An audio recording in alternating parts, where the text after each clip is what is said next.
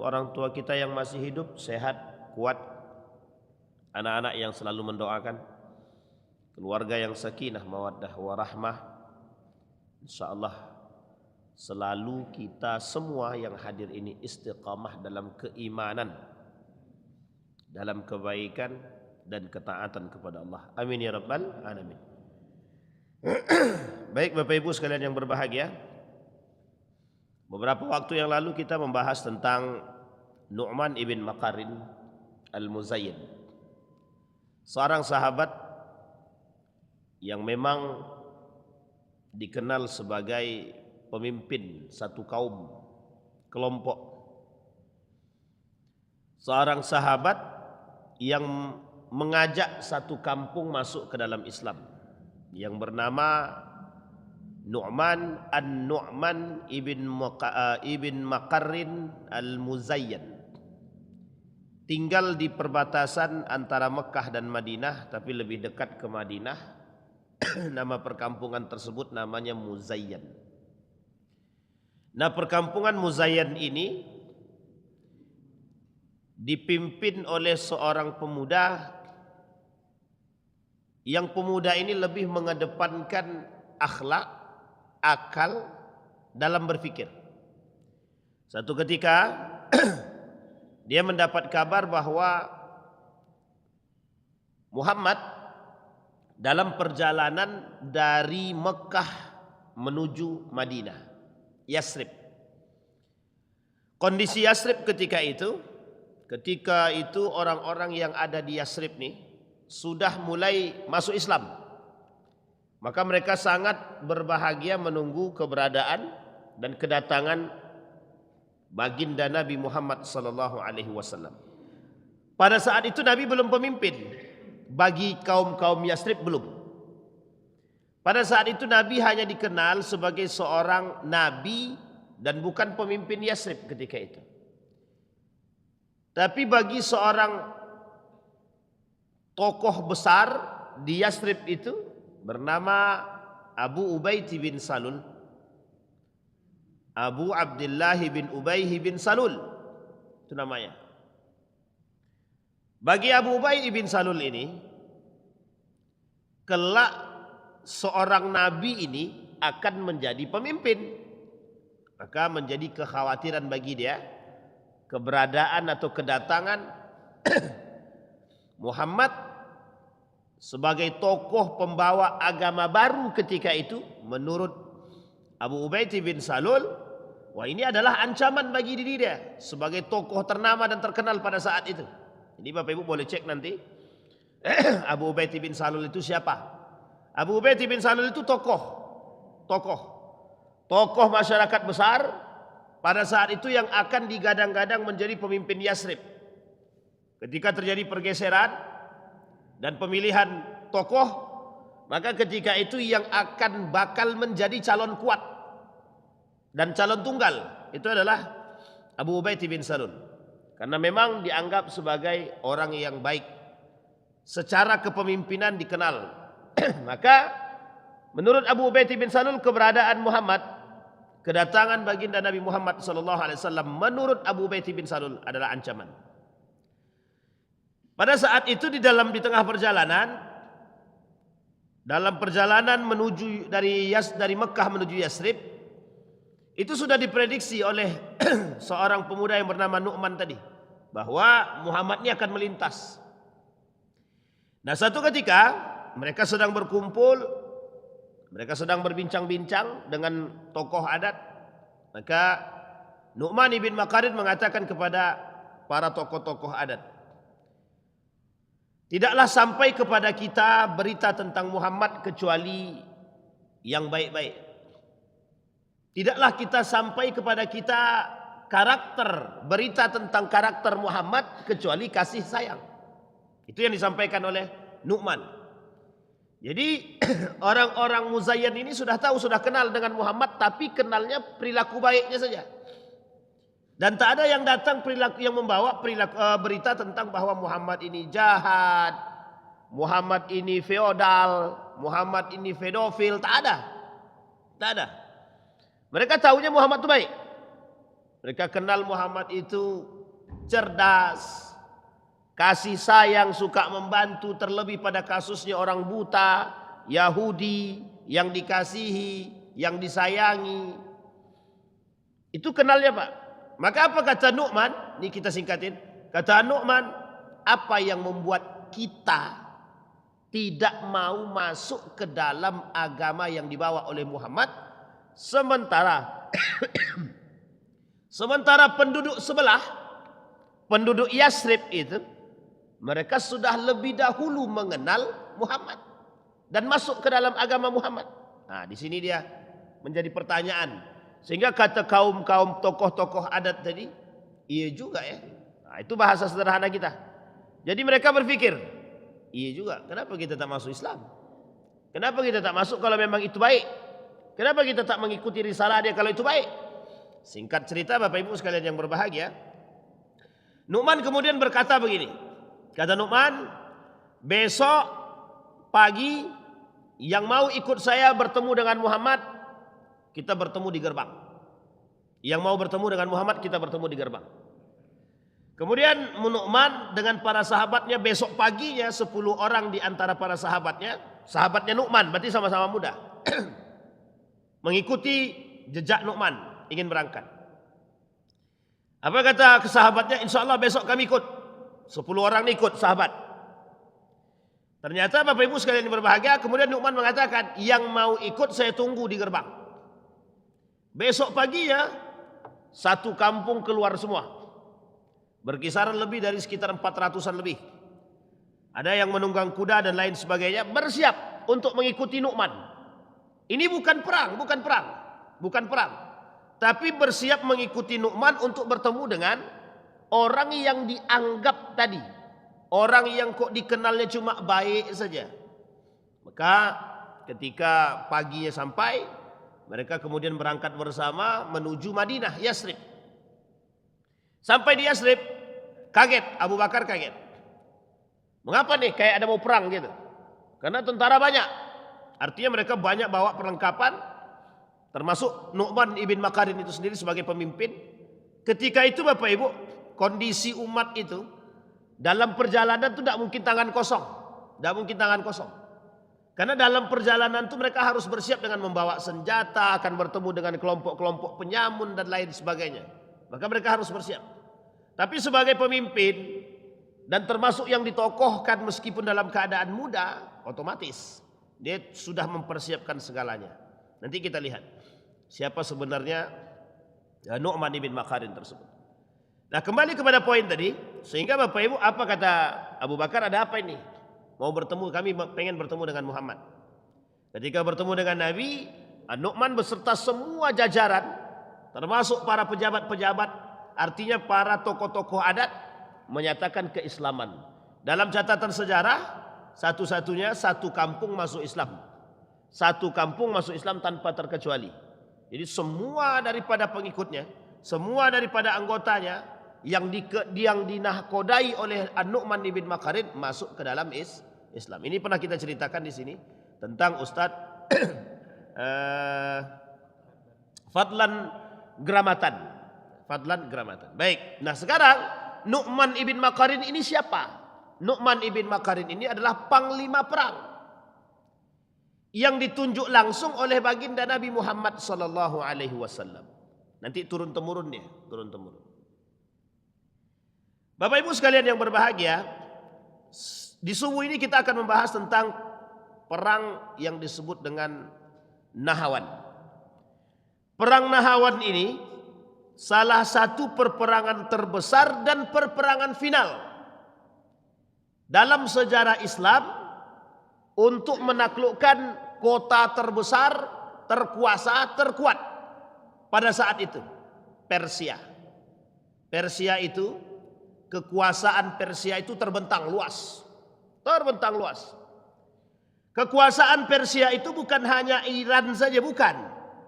Iran itu sudah Persia. Irak masuk. Syam itu Babilonia dan sekitarnya masuk. Mesir hampir ditaklukkan secara keseluruhan. Dan ini adalah perbatasan kekuasaan yang besar pada saat itu. kondisi ketika itu, posisi Persia ini adalah posisi yang tak terkalahkan. Ketika itu dipimpin oleh Kekaisaran Persia Sasaniyah namanya. Kita lihat. Siapa Kekaisaran Sasaniyah itu? Kita lihat dalam catatan sejarah. Kekaisaran Sasaniyah ini adalah pemerintahan monarki yang menyembah Zoroaster, api. Kalau dalam Islam disebut dengan Majusi, penyembah Zoroaster. Sudah berapa lama kelompok penyembah api ini? Sudah lama, sebelum Nabi Muhammad lahir. Sebelum Nabi Muhammad lahir ini Persia sudah ada. Persia ini sudah ada. Dan sudah berkuasa atas Babilonia, atas Romawi dan lain sebagainya. Maka ketika itu terdapat dua kerajaan besar. Satu Persia, yang kedua Romawi. Romawi Timur. Waktu itu Romawi Barat tidak terlalu berkuasa. Karena yang paling mencolok dan nampak dari sisi bangunan, kekuasaan, dan kekuatan itu memang dimiliki oleh Romawi Timur, bukan Romawi Barat. Romawi Timur itu mana Ustaz? Romawi Timur itu Konstantinopel sekarang, Turki, Istanbul, Turki dan sekitarnya. Romawi Barat Italia sekarang, Italia ke atas, Spanyol dan lain sebagainya. Itu masuk dalam daratan Romawi Barat. Romawi Barat pada masanya tidak ada kekuasaan apapun, tidak ada kekuasaan. Bahkan kalau di dalam catatan sejarah itu tak nampak. Nanti ketika muncul Andalusia baru nampak dia. Kalau sudah muncul Andalusia baru nampak dia. Tapi sebelum itu tak nampak. Yang paling nampak dan berkuasa paling lama itu ya Romawi Timur itu tadi. Romawi Timur. Bahkan Romawi Timur ini menguasai semuanya Romawi. Maka disebutlah di situ dengan Romawi, Imperium. Jadi Bapak Ibu, singkat cerita, agama resminya apa? Zoroaster. Apa yang mereka sembah? Api. Bahasa mereka apa? Pahlavi. Nah, ibu kota mereka ada namanya Madain, Siprus. Kalau bahasa gaulnya. Berdiri kapan? 224 Masehi. Runtuh sekitar 654 Masehi. Baik, kita urut. Berarti sekitar berapa abad dia berkuasa? Berdiri 224 Masehi. Kemudian hancur 654 Masehi. Jadi kira-kira berapa? 400 sekian. Berarti sekitar hampir 5 abad. Bukan hampir 5 abad, 4 abad setengah. Lama kepemimpinannya 651 Masehi. Pada saat ini 4 abad itu sudah lumayan lama, Pak. Sudah lumayan lama. Karena memegang kendali atas segalanya. Tiba-tiba datang kerajaan kecil. Misal ya, misal. Indonesia ini kan besar, luas terbentang. Tiba-tiba datang kerajaan kecil. Kerajaan kecil misalkan. Kita anggaplah misalkan Malaka gitu. Mau menghancurkan Indonesia. Kan golak-golak pemimpinnya, Pak. Mesti ketawa dia, Pak. Ini beneran enggak nih kalau perang? Kalau perang dah mati nih gitu deh. Sekali kasih rudal selesai. Tapi jangan remehkan dulu. Itu bahasa. Sama seperti kalang kabutnya Amerika dalam menghadapi Iran. Itu kan kalang kabut sampai sekarang. Kalang kabut. Begitulah kondisi itu sebenarnya. Tapi kondisi saat itu memang diremehkan betul. Apalagi ketika itu pembukanya adalah Khalid ibn Walid. Khalid ibn Walid ini ketika membuka perang itu Zatus Salasil itu sebagai pembuka saja. Pembuka, jadi cerita singkatnya adalah diperintahkan oleh Abu Bakar untuk berperang terhadap orang murtad. Selesai perang dengan orang murtad, langsung tak usah balik. Kata Abu Bakar, jangan balik Madinah, langsung ke perbatasan, berangkat ke perbatasan Persia antara Iran dan Irak sampai ke Syam. Harus sampai ke sana, berangkat sama anggota sekitar lebih kurang 400-an atau 500-an prajuritnya, Pak. Bersama dengan Khalid bin Walid. Sampai di sana perang, Pak, perang. Pembuka perang itu tadi namanya Zatus Salasil, lembah di perbatasan tersebut. Akhirnya dimenangkan oleh Khalid bin Walid. Ketika dimenangkan oleh Khalid bin Walid, tahun kedua Abu Bakar wafat. Digantikan oleh Umar bin Khattab.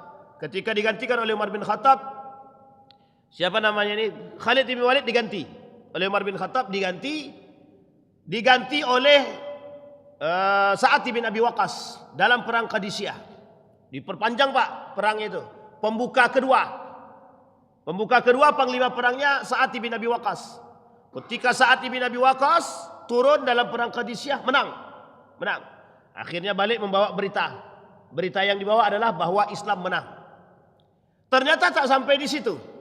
Tidak sampai di situ, ternyata posisi Sa'ad bin Abi Waqqas dalam perperangan sudah menang. Balik kemudian apa kata Umar bin Khattab? Mereka sakit hati dan mengumpulkan pasukan yang lebih besar, dan mereka akan kembali menyerang kita.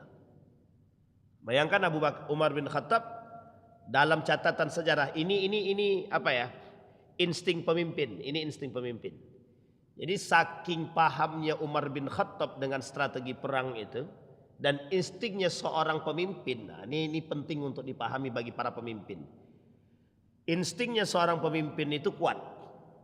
Apalagi Umar bin Khattab ini secara keagamaan kuat. Jadi ditambah dia dengan kecerdasannya, insting perangnya kemudian ditambah. Apa kata Umar bin Khattab? Musuh kita, orang-orang Sasaniyah ini sedang mengumpulkan potensi besar untuk mempersiapkan perang selanjutnya. Mereka tidak terima dikalahkan pada Zatus Salasil dan Qadisiyah. Tak terima dia Pak. Tak terima. Maka mereka sedang mempersiapkan itu. Tepat pada tahun 642 Masehi itu terjadi perang Nahawan tadi. Sebelum perang Nahawan itu terjadi, Umar bin Khattab bilang begini. Kata Umar bin Khattab, ini karena orang-orang Sasaniyah sudah siap-siap dan banyak tentaranya. Jumlah tentara mereka sekitar 100.000. Jumlah pasukan umat muslim 30.000. Berarti berapa kali lipat kira-kira? 30.000 umat muslim, 100.000 pasukan Sasaniyah. Menang siapa kira-kira? Jujur-jujur aja lah. Menang siapa kira-kira Pak? Menang secara logika pasti menang Sasaniyah Persia. Itu jelas itu. Logika. Secara dipikirkan dalam akal logika naluri saja itu sudah nampak kalau yang menang siapa. Banyak lawan sedikit. Nah, kalau bahasanya begitu kan hitungan manusia. Banyak lawan sedikit pasti menang banyak lah. Kan begitu, itu pasti itu. Padahal belum tentu. Pasti apa tidak ya.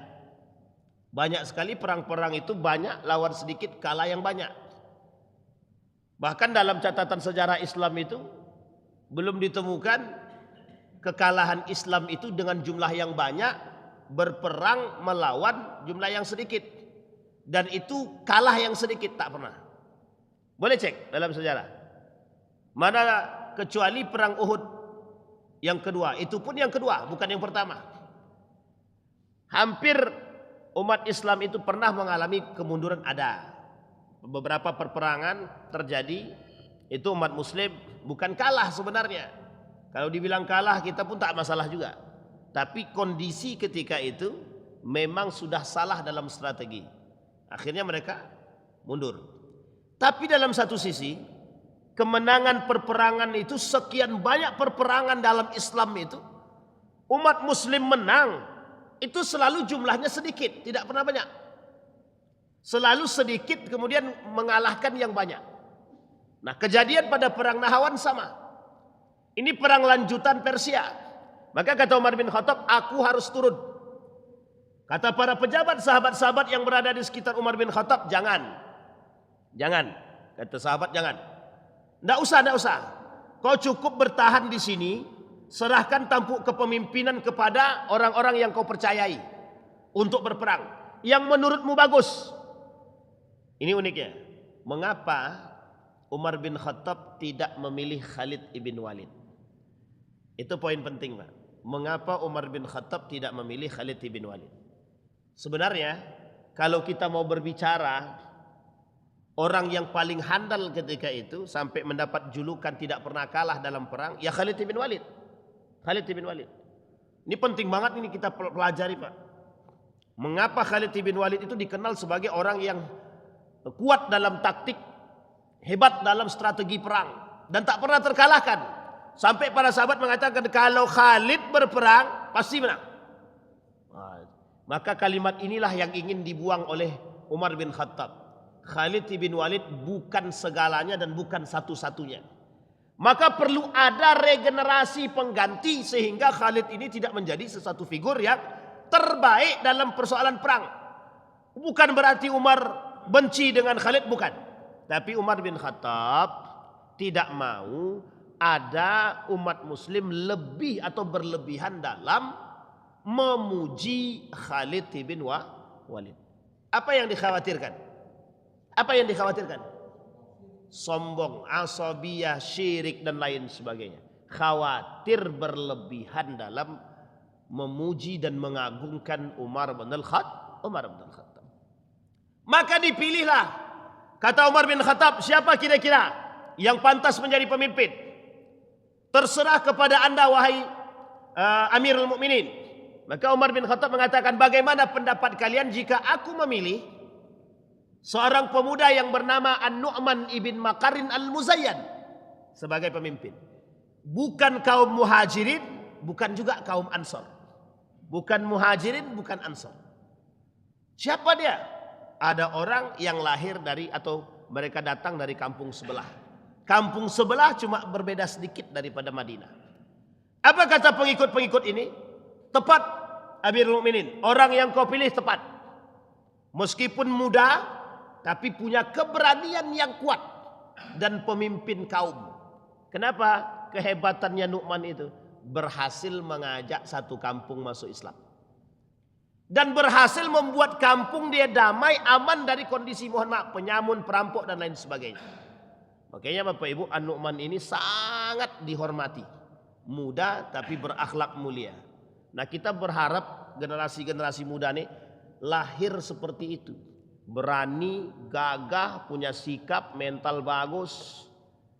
Dan tidak penakut, tidak pecundang. Dan ini penting Pak, kita harus punya generasi muda. Barulah berani Soekarno mengatakan, berilah aku pemuda, 10 orang pemuda akan kugoncangkan. Tapi kalau letoy semua Pak pemudanya, jangan ke 10 Pak, 200 orang aja yang letoy pemuda, tak jadi kita perang Pak. Ditengoknya, oh kayak gini serius tak nih, kata dia kan. Nah, ini kata Ustaz Abdul Somad kita, ini serius perang apa tidak, kata dia kan. Nah, baik, kembali kepada poin tadi. Jadi Bapak Ibu, perang Nahawan ini adalah perang lanjutan daripada perang Qadisiyah. Dimulai pada tahun 21 Hijriah atau lebih tepatnya 642 Masehi. 642 Masehi. Perperangan mereka lakukan. Perang Nahrawan ini karena sebagai akhir dan ending daripada perang tersebut, daripada perangnya Persia selama 3 kali berturut-turut, termasuk ini perang Nahrawan ini, maka disebutlah dengan Fathul Futuh namanya. Fathul Futuh. Pembebas di antara pembebas-pembebasan.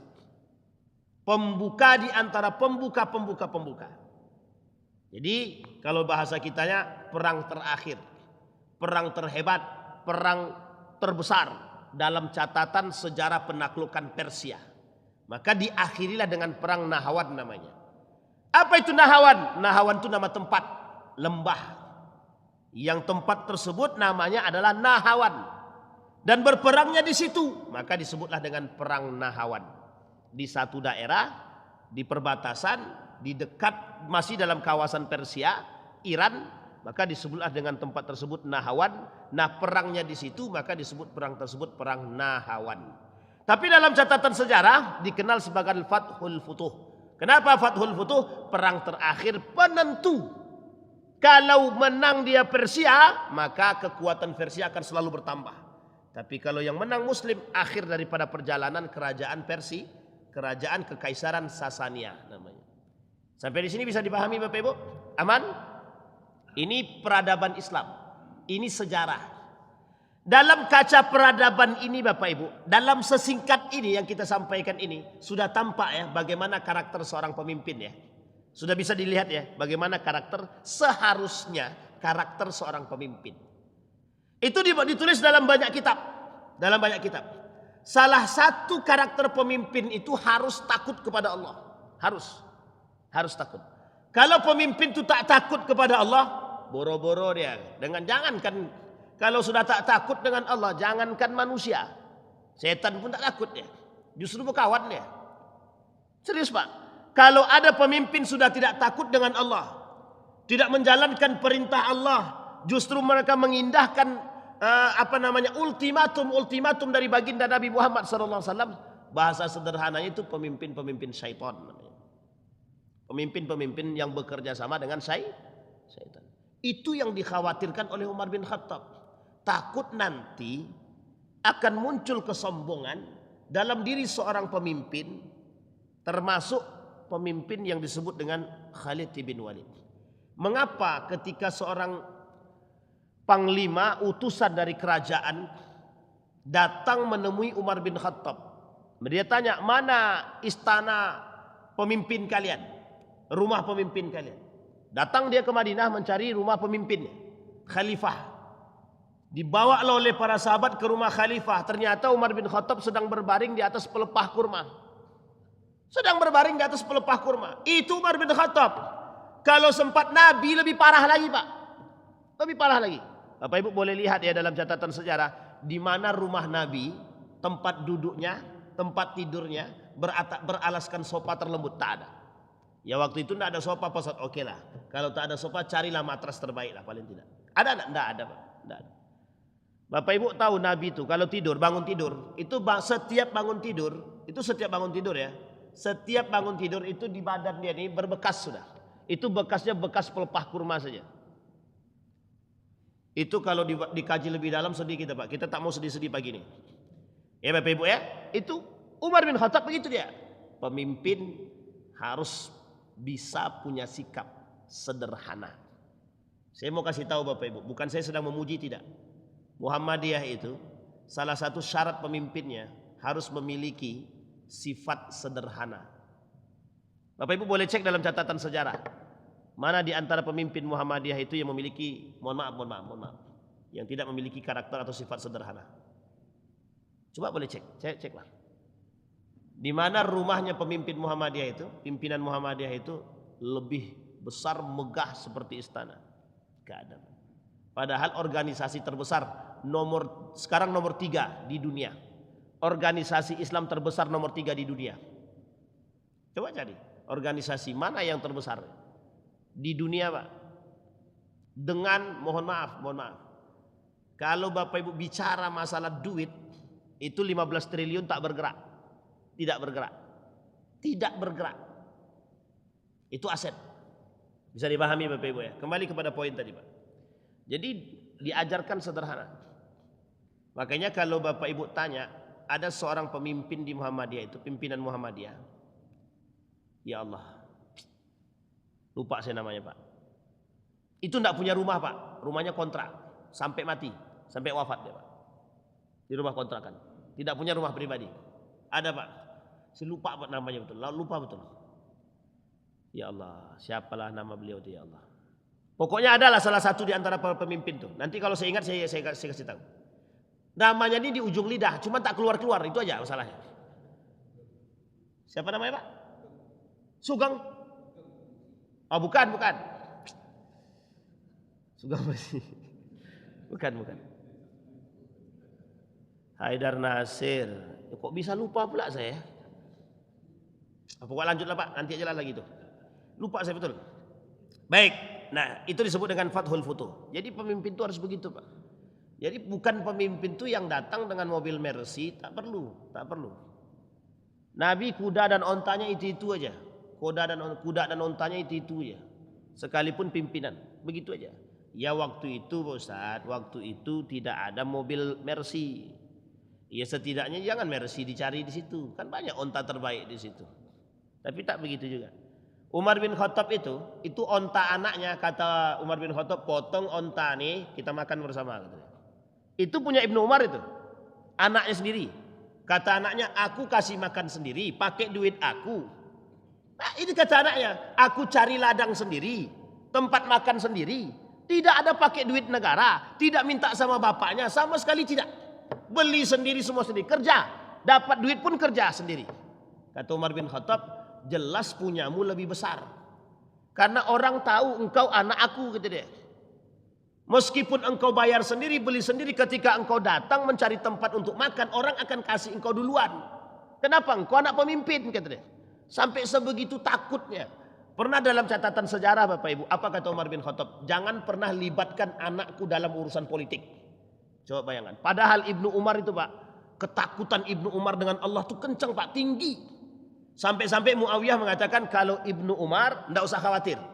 Lepas dari kepemimpinan ini dia akan lebih banyak tunduk kepada Allah. Tidak mau dia dengan urusan begitu lagi. Benar Pak, dalam catatan sejarah benar. Sampai Umar bin Khattab bilang jangan sampai ada anak-anakku dilibatkan dalam musyawarah. Aku takut cukup fitnah itu aku yang tanggung, kata dia. Cukup persoalan berat ini aku yang tanggung, kata Umar bin Khattab. Aku tidak mau anak-anakku jadi menanggung. Tidak ada dalam catatan sejarah anak Umar bin Khattab itu jadi pemimpin Pak. Coba cari. Tidak ada. Tapi yang menyorongkan Ibnu Umar menjadi pemimpin itu banyak Pak. Hampir mayoritas sahabat itu meminta Ibnu Umar jadi pemimpin. Saking takwanya, saking takutnya, saking pokoknya semua dia punya. Apa yang tak dipunya oleh Ibnu Umar itu? Sifatnya, karakternya, tegasnya. Tapi dia tak. Kata Umar bin Khattab, jangan kasih. Jangan ajak anakku musyawarah. Jadi sebelum wafat itu sudah diperintahkan. Sebelum Umar bin Khattab wafat ini sudah diperintahkan oleh Umar bin Khattab para sahabat, silakan musyawarah untuk mencari penggantiku. Sudah disiapkan Pak. Cuma kata Umar bin Khattab harus musyawarah. Harus musyawarah. Baik, kembali kepada persoalan tadi. Nah, latar belakang perang setelah kemenangan kaum muslimin dalam perang Qadisiyah yang dipimpin oleh Sa'ad bin Abi Waqqas, maka jatuhlah ibu kota Persia. Nama ibu kotanya Madain. Kalau dalam bahasa apanya agak susah sedikit. Ctesiphon, tak apalah, pokoknya Madain lah itu namanya, Madain. Kekaisaran Persia belum menyerah sepenuhnya karena masih ada bagian yang paling terkuat. Maka ada seorang raja bernama Yazdajir. Yazdajir III inilah yang kemudian mengatakan kami tidak akan pernah menyerah karena kami adalah kerajaan bermentalkan pemenang. Ini sombong sedikit, agak sombong sedikit. Sama seperti sekarang. Tapi bukan sombongnya. Sekarang itu mereka menampakkan bahwa kami ini pernah menang, pernah menjadi negara terbesar, kekuasa, negara yang pernah berkuasa. Betul Pak? Kalau pemimpin Iran bilang kami ini adalah negara bermental perang, bermental pemenang, betul Pak, bermental juara, betul. Itu betul itu, tak bohong itu. Kenapa? Karena mereka pernah berkuasa pada masanya. Bahkan setengah dunia ini mereka yang pegang dulu Pak, Persia itu. Cuma dua kerajaan besar yang dikenal pada masanya Pak setelah peradaban-peradaban itu. Persia dan Romawi. Dan itu tidak bisa dipungkiri Pak dalam catatan sejarah. Baik. Apa kata Khalifah Umar? Khalifah Umar bin Khattab menerima kabar bahwa Persia sedang mempersiapkan. Oleh Umar bin Khattab dipilihlah seorang pemuda bernama An-Nu'man ibn Makarin. An-Nu'man ibn Makarin diperintahkan oleh Umar bin Khattab membawa 30.000 pasukan Muslim. Nu'man siapkan 30.000. Disiapkanlah oleh Nu'man ibn Makarin dengan beberapa para petinggi yang akan mendampingi. Siapa para petinggi yang mendampingi An-Nu'man ibn Makarin? Yang pertama Huzaifah ibn Yaman yang mendampingi panglimanya. Yang kedua Jarir ibn Abdullah dan beberapa sahabat-sahabat yang lain. Jadi tidak An-Nu'man sendirian. Cuma An-Nu'man sebagai kepala komando, panglima perang. Tapi ada kepala-kepala yang lain. Setiap sektor itu punya kepala. Setiap 100 punya kepala. Setiap 10.000 punya kepala. Jadi 10.000 pertama kepalanya Huzaifah. 10.000 kedua siapa? 10.000 ketiga siapa? Itu disiapkan oleh Umar bin Khattab. Biar kalau wafat dia ada yang menggantikan. Nah, ini namanya kaderisasi. Kalau wafat dia ada yang menggantikan. Kalau nanti ini wafat yang kedua ada lagi yang menggantikan. Harus terjadi begitu. Kalau tidak begini maka rusak dia, hancur dia. Baik. Maka disiapkanlah di situ Huzaifah ibn Yaman ibn Jarir. Baik. Kemudian Bapak Ibu sekalian yang berbahagia. Nah, apa yang kemudian kata Umar bin Khattab, kami berdoa kepada Allah untuk kemenangan kalian. Berangkat Pak. Kemudian bertemulah dengan musuh. Musuhnya ketika itu ada namanya Firuzan. Firuzan ini adalah pemimpin panglima perangnya Persia di bawah kendali Raja Yazdajir tadi, 3 tadi. Dipercayakanlah kepada Firuzan. Dalam catatan sejarah, Firuzan ini termasuk orang yang sangat ulet, bagus. Dalam catatan sejarah mereka. Dipilihlah Firuzan. Ketika dipilih Firuzan kemudian mempersiapkan 100.000 pasukan untuk melawan umat muslim yang berjumlah 30.000. Apa strategi perang yang dilakukan oleh siapa namanya itu? An-Nu'man ibn Makarin. An-Nu'man tahu, kita nih, kata Nu'man, kita nih jumlah kita tak imbang. Kemudian salah satu yang membuat was-was tentara muslim ketika itu, pasukan muslim, mereka berada dalam benteng. Jadi mereka sudah bersiap dalam benteng Persia itu, Pak, dalam benteng-benteng mereka. Sama seperti perang Khaybar. Perang Khaybar itu, Pak, orang-orang Yahudi itu berada dalam benteng-benteng mereka, dalam tempat-tempat lumbung mereka. Jadi tidak bisa kita memerang. Kalau yang ada kita maju, kita mati, Pak. Makanya oleh Nabi dalam perang Khaybar itu ditunggu tengah malam, setengah-tengah malam diserang mendadak sama Nabi. Baru kalang kabut keluar dari benteng semua kabur, habis, Pak. Di bumi hanguskan oleh Nabi. Nah, begitu juga kondisi ini sama. Oleh An-Nu'man ibn Makarin, caranya begini kata Nu'man. Kita serang secara perlahan. Majulah sedikit untuk berperang. Sampai kemudian ketika umat muslim sudah maju berperang, dilawan oleh mereka, nampaklah umat muslim ini kewalahan dan mundurlah umat muslim ini. Ketika umat muslim ini mundur, dalam pandangan mereka, Firuzan mengatakan mereka sudah mulai ketakutan. Keluarlah dari benteng ini semua, Pak. Orang-orang ini dari benteng. Setelah keluar dari benteng semua, barulah kemudian berbaliklah umat muslim dari berbagai macam arah. Jadi tidak satu arah, Pak. Biar nampak banyak, padahal jumlah sedikit. Cuma strategi perang ini ampuh. Seperti yang dilakukan oleh Khalid ibn Walid dan Sa'ad ibn Abi Waqqas. Yang dari kanan, yang dari kiri, yang dari depan. Semua buat lingkaran. Seolah-olah banyak. Seolah-olah banyak. Datang, Pak, rame-rame. Nah, disinilah kemudian kocar-kacirlah para prajurit-prajurit Persia tersebut. Persoalannya ketika mereka keluar daripada gerbang mereka, benteng-benteng mereka, disitulah, Pak, diapitlah oleh kekuatan umat muslim tadi yang sedikit tadi. Tapi karena mereka sudah terjepit, tak bisa berbuat apapun, disinilah, Pak, kelemahan daripada tentara-tentara Persia ketika itu. Baik, jalannya pertempuran.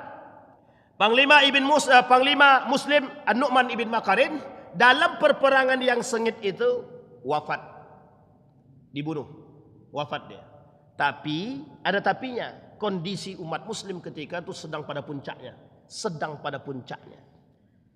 Jangan sampai keberadaan atau wafat daripada Nu'man ini menjadi lemah umat muslim. Oleh Hudzaifah ibn Yaman langsung bendera diambil. Dengan takbir, Pak, Allahu Akbar, semakin semangat, Pak. Semakin keras, Pak, semakin hebat. Akhirnya di waktu yang bersamaan juga Firuzan wafat. Ketika Firuzan wafat inilah kemudian pasukan Persia tak lagi memiliki kendali. Beda dengan muslim tadi. An-Nu'man ibn Makarin wafat, langsung disambut Hudzaifah. Sementara Firuzan wafat, tidak ada yang nyambut. Maka disinilah kelemahan yang terjadi pada panglima, pada tentara-tentara Persia. Akhirnya Bapak Ibu, mereka mengalami, mohon maaf kalau bahasa lainnya, tekanan. Jadi mental sudah turun, sudah lemah, ketakutan, akhirnya mereka bercerai-berai. Disinilah kemudian kekalahan dalam perperangan itu yang dialami oleh Persia. Disinilah Bapak Ibu, Raja Yazdajir dalam catatan sejarah kabur, dalam catatan sejarah dibunuh dan lain sebagainya. Apa dampak daripada perang Nahawan? Yang pertama, runtuhnya kekaisaran Persia Sasania. Yang kedua, penyebaran Islam di Persia semakin meluas. Disinilah ketika Persia sudah berada di tangan umat muslim, Iran itu, maka jangan salah paham, ini masuk dalam catatan sejarah. Dalam catatan sejarah itu, Iran itu belum Syiah. Nanti perubahan Iran itu menjadi Syiah, dari Sunni ke Syiah, ada catatan sejarah. Karena Syiah itu pertama itu bukan di Iran. Bukan di Iran, Pak. Tapi dalam catatan sejarah, yang pertama kali Syiah itu adalah Irak. Irak itu Babilonia, Kufah. Itu yang pertama. Barulah kemudian merembet kepada Iran. Itu pun ada sejarahnya. Nanti dibawa oleh dinasti Fatimiyah, Safawiyah dan lain sebagainya. Baik. Penyebaran Islamnya bagaimana? Strategi penyebaran Islam karena sudah ditaklukkan mudah Pak untuk disebarkan. Masuk dalam satu tempat ke tempat yang lain. Cuma lagi-lagi yang harus diingat Pak, yang harus dipaham. Tidak ada pemaksaan bagi setiap orang di antara mereka untuk tetap masuk ke dalam Islam. Yang mau masuk Islam silahkan. Yang tidak mau masuk Islam boleh berada pada agama mereka dengan catatan harus bayar jizyah, pajak. Masuklah Iran ini, Persia ini dalam negara kekuasaan Islam. Sampailah hari ini. Nah, kalau hari ini sudah negara sendiri dia dan memisahkan diri. Kalau dulu di bawah satu komando. Sampai nanti terjadinya pada masa Reja Pahlavi dan kemudian selanjutnya. Terus menerus, turun menurun. Dijuluki oleh Fathul Futuh. Para sejarawan muslim menyebut perang ini sebagai kemenangan terbesar. Karena membuka jalan penaklukan wilayah timur yang belum pernah terjadi. Baik, hikmah daripada perang Nahawan. Yang pertama hikmahnya, pentingnya strategi dalam perperangan. Itu jelas. Yang kedua, kekuatan iman dapat mengalahkan jumlah besar. Sekarang jumlah umat muslim besar, penakut semua. Bapak Ibu jangan tersinggung. Memang begitu kan kondisi kita. Jumlah yang banyak itu tak imbang sekali. Berapa puluh kali lipat itu Pak kita dengan yang 5 juta tadi. Tapi ada tapinya Pak. Ngapa kita kalah? Ya gimana enggak kalah Ustaz? Duit 100 juta itu nampak. Sementara yang pahala itu tak nampak. Surga itu tak nampak. Sekarang saya tanya sama Bapak Ibu. Kira-kira kalau surga itu ditampakkan oleh Allah. Kira-kira orang masuk Islam semua enggak? Selesai Pak. Perlu enggak kita iman lagi? Enggak perlu iman Pak. Langsung masuk tuh. Enggak akan ada orang secara nurani ya. Secara naluri saja. Enggak akan ada dia pilih. Pilih mana nak? Mau masuk lubang buaya yang ada buayanya. Atau mau masuk mall yang ada AC-nya. Enggak ada orang yang mau milih masuk lubang buaya Pak. Enggak akan ada. Sangat tidak ada. Enggak usah kan lubang buaya. Panas, cuaca panas begini. Pilih mana? Di luar panas, dalam kena AC. Pilih mana? Pasti pilih AC rata-rata. Itu naluri Pak. Naluri. Tapi kemudian Allah ingin uji Pak. Iman itu tak bisa iman itu tidak bisa diuji kalau dia melihat. Tapi iman bisa tampak kalau tidak ada yang dipandang. Maka surga dan neraka ini sifatnya tidak tampak. Kalau nampak surga itu tahu dia surga dan neraka itu selesai Pak. Tidak ada yang pemerkosaan, pelecehan seksual, tidak akan ada itu Pak. Semuanya bisa masuk surga. Cuma Allah sudah kasih clue-nya, itu pun tak mau. Dikasih clue pun tak mau. Nah itulah kelebihannya Pak. Makanya kata Nabi, di akhir zaman tuh umat muslim banyak tapi lemah semua. Penakut. Kenapa takut? Takut hilang hartanya, takut hilang anak bininya, takut hilang semua takut. Ustaz, kalau aku pergi nanti gimana dengan anak istriku ya? Ah itu dia. Cekcok heboh. Padahal keluar berapa hari cuman. Nah, inilah kasus Pak. Ya ini terlebih daripada hal tersebut. Yang ketiga, persatuan umat muslim, ukhuwah Islamiyah menjadi sebab kemenangan. Kita sama kita aja berkelahi. Entah kapan selesainya Pak. Kita sama kita ini tak tahu kapan selesainya. Maka Bapak Ibu yang hadir nih, saya cuma mengajak kepada yang hadir. Yang tak hadir kita ajak lewat sini, lewat media nih. Udah ndak saatnya kita nih menjadi penyebab rusaknya persatuan. Kita. Jangan kita yang menjadi sebab perusak. Kita yang merangkul, kalau mereka yang merusak, itu urusan mereka. Tapi kita yang merangkul. Mereka merusak, kita merangkul. Mereka memukul, kita merangkul. Harus begitu. Harus. Salah satu caranya adalah kalau Bapak Ibu mendapatkan berita tentang menjelekkan seseorang yang Bapak Ibu cintai, senang, Bapak Ibu anggap aja masuk telinga kanan, keluar telinga kiri. rangkul yang membenci kita. Rangkul, yang membenci kita rangkul. Cara merangkulnya bagaimana? Sebutkan persoalan iman, satu Tuhan, satu Nabi, satu kitab, akhiratnya sama, nerakanya juga sama, surganya juga sama. Tinggal pilih. Sampaikan begitu. Karena mohon maaf Pak, kita ini terlalu mudah terpancing. Terlalu mudah terpancing. Ketika mendengar berita buruk tentang seseorang yang mohon maaf dijelek-jelekkan, itu kita langsung percaya. Belum tentu betul, belum tentu salah. Makanya al-khabar itu yahtamil kitab was-sidq.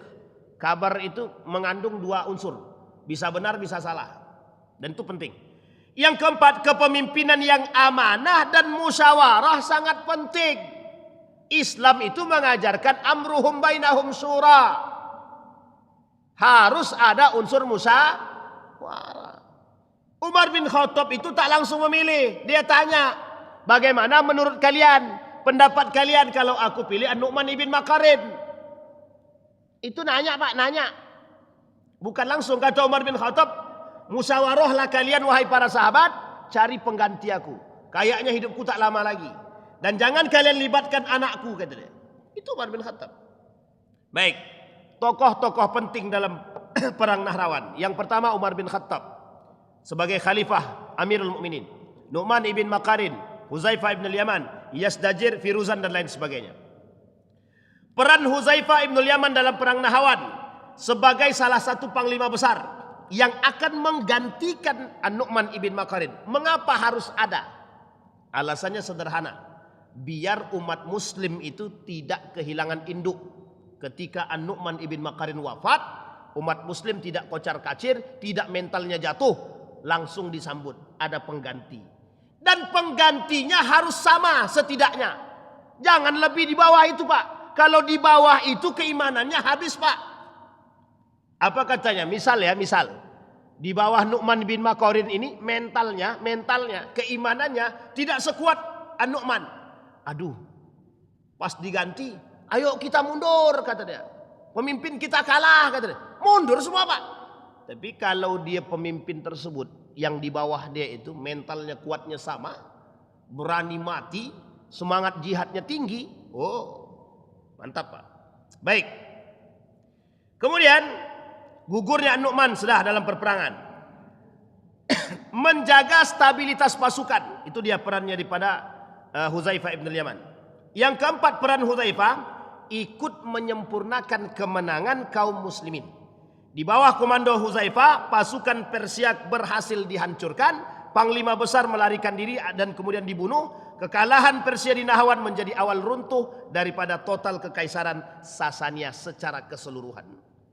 Keistimewaan Huzaifah ibn al-Yaman, sahabat Nabi, pemegang rahasia Nabi, ahli fitnah akhir zaman, dan sahabat yang cerdas dalam strategi perang dan politik. Pelajaran daripada peran Huzaifah, pentingnya kesiapan kader pemimpin. Nah ini kelemahan kita Pak, kelemahan kita. Di antara tiga murid daripada Hoscokraminoto, satu Soekarno. Menurut Bapak Ibu Soekarno bagus enggak? Bagus apa tidak? Mesti bagus lah. Kalau tak bagus tak mungkin dapat negara kita nih, kata dia gitu. Ya ini bahasa kita ya. Soekarno. Jadi Hoscokraminoto punya tiga murid. Satu Soekarno. Yang kedua Kartosuwiryo. Yang ketiga Muso. Sekarang saya tanya, ketiga-tiga ini, itu muridnya siapa? Hoscokraminoto. Bapak Ibu tahu siapa Hoscokraminoto? Yang pada saat itu dipandang sebagai seorang ulama yang hebat, kredibel, kapasitasnya tak diragukan. Baik dia dalam negeri maupun luar negeri, orang tahu siapa Hoscokraminoto. Melahirkan tiga generasi, melahirkan tiga murid dengan berbeda watak dan karakter. Soekarno mendirikan negara Republik Indonesia. Kartosuwiryo mendirikan Daulah Islam Indonesia, DII. Atau bahasa gaulnya apa namanya? NII, Negara Islam Indonesia. Pada saat itu. Yang ketiga ada Muso. Siapa Muso nih? Siapa Pak? Semua kita tahulah kalau Muso itu siapa. Kok bisa Ustadz? Satu orang yang alim bisa melahirkan tiga karakter yang berbeda. Bisa dipahami ya? Tiga karakter yang berbeda. Satu murid. maaf, satu guru. Lahir tiga ini. Dan tiga-tiga inilah yang memegang negara nih Pak. Pertanyaannya muncul, bagaimana kaderisasi di antara tiga orang ini? Soekarno mengkader siapa? Kartosuwiryo mengkader siapa? Musso mengkader siapa? Bisa dipahami Bapak Ibu ya? Tergantung model pengkaderannya. Karena ketika itu mereka tidak mungkin Pak. Tidak mungkin ketika itu dalam kondisi mereka bermuridkan terhadap Hos Cokro Aminoto kemudian melakukan penyimpangan, tidak mungkin Pak. Kartosuwiryo mendirikan negara Islam Indonesia itu keinginan, tidak ada masalah Pak, tidak salah. Yang salah dilakukan oleh muridnya. Soekarno pada saat itu tidak salah juga, mendirikan negara Republik Indonesia. Kemudian Musso pada saat itu belum tercuci otaknya, belum tercuci PKI dia. Setelah dia kabur saja baru, setelah dia berbaur dengan kelompok-kelompok komunis, barulah kemudian beliau tercuci otaknya. Yang kedua, pelajaran penting daripada peran Hudzaifah, kepemimpinan yang tenang sangat dibutuhkan saat kritis. Jadi kalau dalam contoh, ekonomi kita kan dalam carut marut misalkan, itu dibutuhkan pemimpin yang tenang, yang beriman, yang tegas. Itu penting. Bukan gerasak gerusuk. Asal bunyi tidak bisa. Kita berdoalah semoga negara kita ini dilindungi oleh Allah Subhanahu wa taala. Pemimpin-pemimpin kita dianugerahkan pemimpin-pemimpin yang baik. Terkhusus untuk Riau kita nih. Kita doakan semoga lahir generasi-generasi pemimpin-pemimpin yang amanah, pemimpin yang baik, pemimpin yang takut kepada Allah, pemimpin yang tidak pendusta dan lain sebagainya. Baik, yang ketiga daripada keberadaan peran penting daripada keberadaan Hudzaifah, strategi dan kestabilan pasukan menjadi sebab kemenangan yang dijaga oleh Hudzaifah bin Yaman. Yang keempat, para sahabat memiliki spesialis dan kelebihan masing-masing. Baik, silsilah Nu'man ibn Makarin. Panjang Pak, saya tak perlu sebutkan lah. Panjang, pokoknya panjang lah. Dia berasal dari Bani Muzainah, termasuk suku Arab Adnan. Ini yang saya ingin angkat sedikit. Di sini Bapak Ibu disebutkan bahwa Nu'man ibn Makarin ini berasal dari kabilahnya Adnan. Adnaniyah ini suku Arab pertama. Dari mana garis keturunannya sampai ke Ismail dan Ibrahim. Jadi Adnaniyah ini orang Arab asli. Yang kedua Qahtaniyah. Qahtaniyah ini orang Arab tapi Yaman. Ini sejarah cikal bakal Arab yang harus Bapak Ibu pahami. Jadi kalau dia Adnaniyah berarti orang Arab asli. Keturunannya adalah Ibrahim dan Ismail. Ismail itu Adnaniyah. Kenapa Adnaniyah? Dialah pencetusnya Pak. Pencetusnya silsilah Arab itu. Itu Ismail. Namanya Adnaniyah dia. Menikah dengan seorang wanita dari suku Qahtaniyah. Qahtaniyah ini Arab juga tapi ada di Yaman. Makanya Yaman itu sebenarnya dengan Saudi ini tak bisa dipisahkan Pak. Dalam catatan sejarah tak bisa dipisahkan. Bahkan Nabi itu pernah mengatakan dalam hadisnya, Ana Yamani. Berdebat ulama Pak. Apakah Nabi berasal dari Yaman atau bagaimana? Tapi kalau kita lihat cikal bakal sejarahnya, dari garis nenek moyangnya, Ismail menikah dengan seorang wanita Qahtaniyah. Bisa dipahami Bapak Ibu? Yang kelak dari Qahtaniyah inilah yang disebut dengan bercampurnya nasab antara Adnan dengan Qahtan. Arab Mekah dengan Arab Yaman. Tidak ada di sini Arab maklum. Tidak ada. Arab Mekah dan Arab Yaman. Itu silsilah yang harus dipahami. Nu'man memiliki beberapa saudara yang juga masuk ke dalam Islam. Karena Suwaid, Ma'qil, Abdurrahman ibn Makarin. Baik. Kedudukan keduanya dalam Islam antara Hudzaifah ibn Yaman dengan An-Nu'man ibn Makarin. An-Nu'man ibn Makarin panglima besar. Sementara Hudzaifah adalah panglima di bawah daripada Nu'man. Mengapa Umar bin Khattab melakukan hal demikian? Karena Umar bin Khattab tidak mau kekuasaan itu lemah setelah wafatnya pemimpin. Disinilah Bapak Ibu yang harus Bapak Ibu kita pahami, ketika kita wafat, kita sudah harus punya anak yang mohon maaf punya mental. Anaknya masih kecil Pak Ustadz, berarti kita harus mengkader istri. Kalau suami istri mati mendadak bagaimana Pak Ustadz? Tak usah ditanyakan lagi. Ya kalau itu ditanyakan susah pula kita jawabnya lagi Pak. Baik. Nah kemudian Bapak Ibu, strategi perang. An-Nu'man ibn Makarin dalam perang Nahawan tadi sudah kita sampaikan sebagian, tapi yang paling penting lagi adalah kata dalam catatan sejarah, An-Nu'man itu yang paling penting tidak tergesa-gesa dalam berperang. Jadi memang dalam kondisi apapun ketenangan itu penting. Ketenangan itu penting.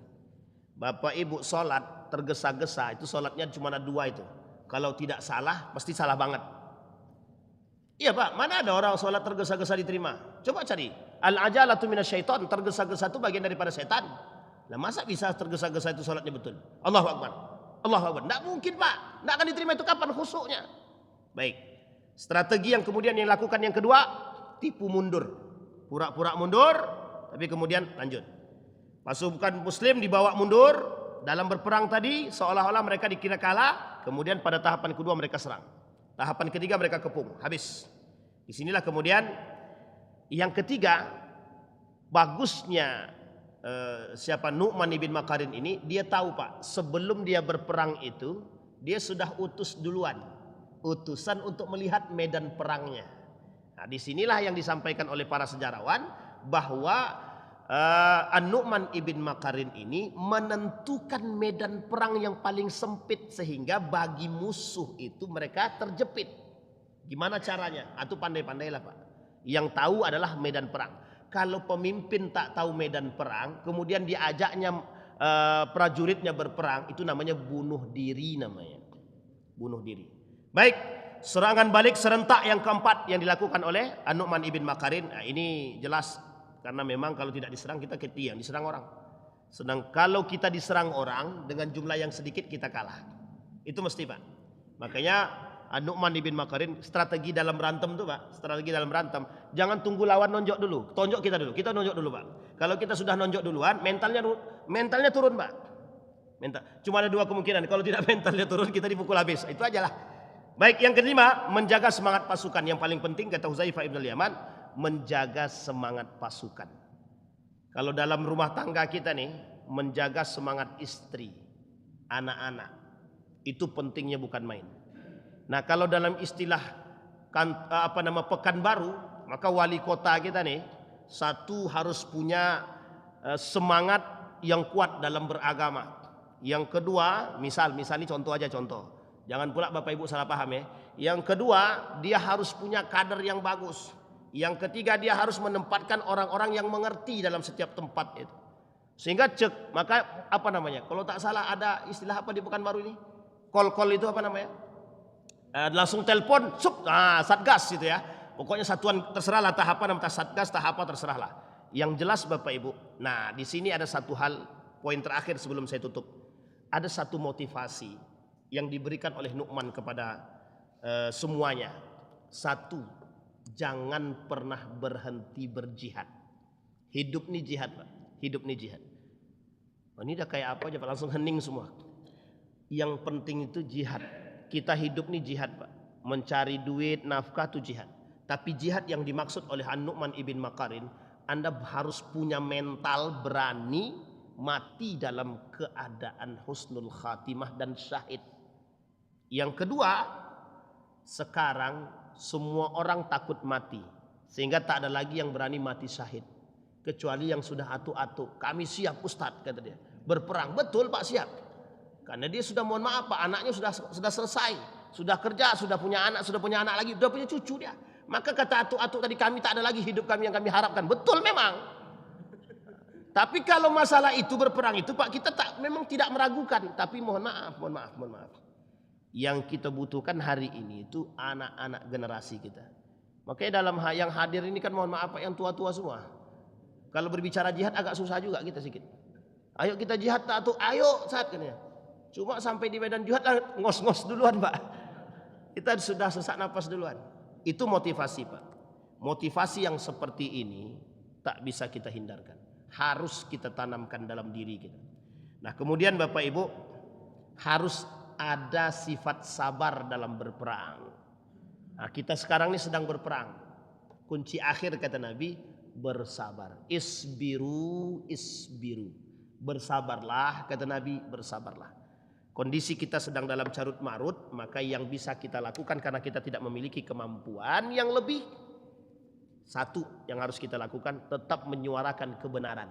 Yang kedua, kalaupun kita tak bisa merubah, bersabarlah dan jangan bergabung dengan kesesatan. Saya kira itu saja Bapak Ibu. Ada pertanyaan Bapak Ibu? Nggak ada Ustadz mesti. Ini sejarah soalnya. Apa yang mau ditanyakan? Ya kan? Agak bingung Bapak Ibu mau nanya apa gitu kan? Karena ini persoalan perang. Perang apa? Kalau kami boleh tidak berperang Ustadz, kata ibu-ibu. Boleh, silahkan, tidak ada masalah. Kalau ibu sanggup. Apa pernah terjadi dalam catatan sejarah perempuan berperang? Oh, bukan pernah lagi. Pernah banget gitu. Jadi ibu-ibu semuanya juga kalau bisa ibu-ibu juga belajar perang. Makanya Bapak Ibu dalam sejarah itu sunnah Nabi, sunnah kita belajar kuda, sunnah kita memanah. Saya sekali belajar memanah Pak langsung bengkak tangan langsung. Sebelah sini. Bengkak langsung. Sakit juga rupanya. Tapi perlu rutinitas. Nah, kuda juga, kemudian berenang juga. Ternyata sampai akhir zaman kondisi ini, olahraga ini tetap bermanfaat bagi kita semua. Saya kira itu Bapak Ibu, mari sama-sama kita berdoa. A'udzubillahi minasyaitonirrajim. Bismillahirrahmanirrahim. Hamdas syakirin, hamdan na'imin, hamdan yuwafi ni'amahu wa yukafi'u mazidah. Ya Rabbana lakal hamdu kama yanbaghi li jalali wajhikal karim wa 'azimi sultanik. Allahumma faqihna fid din wa 'allimna ta'wil. Allahumma ighfir lana dhunubana wa dhunuba walidina warhamhuma kama rabbayana shighara. Allahumma arinal haqqa haqqa warzuqna ittiba'ah wa arinal batila batila warzuqna ijtinabah. Allahumma ighfir lahum warhamhum wa'afihim wa'fu 'anhum wa akrim nuzulahum wa wassi' madkhalahum waj'alil jannata mathwahum ya arhamar rahimin. Allahumma ya arhamar rahimin, Allahumma ya rahman. Allahumma akhtimna bis salihin. Rabbi ij'alni muqima salati wa min dhurriyyati rabbana wa taqabbal du'a. Rabbana hab lana minas salihin. Rabbana hab lana min azwajina wa dhurriyyatina qurrata a'yun waj'alna lil muttaqina imama. Rabbana atina fid dunya hasanah wa fil akhirati hasanah wa qina adzabannar. Walhamdulillahi rabbil alamin. Assalamualaikum warahmatullahi wabarakatuh.